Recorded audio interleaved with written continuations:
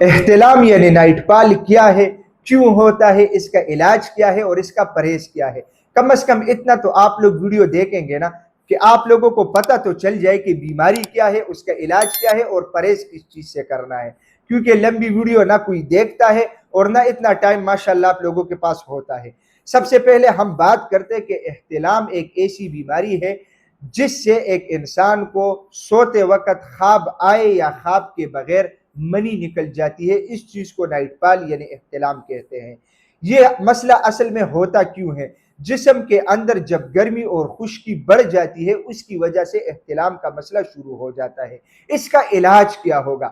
آپ لوگ ایزیلی پنساری کی دکان میں جائے، پنساری کو بولے تال مکانا 50 گرام، موسلی سفید 50 گرام اور سبز الائچی 10 گرام، ان تینوں کی آپ لوگ سپوپ پاؤڈر بنا لے۔ پنساری سپوپ پاؤڈر بنا کے دے گا۔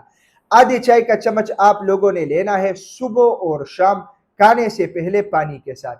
یہ اس کا نسخہ اور طریقہ استعمال ہوا۔ اب آپ لوگوں نے پرہیز کس چیز سے کرنا ہے؟ فارمی مرغی، بڑا گوشت، دال چنا، تیز مرچ مسالہ، بازار کے فاسٹ فوڈ، کول ڈرنکس، چاول، ان چیزوں سے آپ لوگ پرہیز کرنا شروع کر دیں۔ انشاءاللہ آپ لوگوں کا یہ مسئلہ مکمل طور پہ ٹھیک ہو جائے گا۔ اب ہم بات کرتے ہیں کہ جب احتلام اس طرح ہوتا رہے گا اس سے ہوتا کیا ہے؟ منی پتلی ہو جاتی ہے، ٹائمنگ کم ہو جاتی ہے اور جسم کے اندر شدید کمزوری آتی ہے۔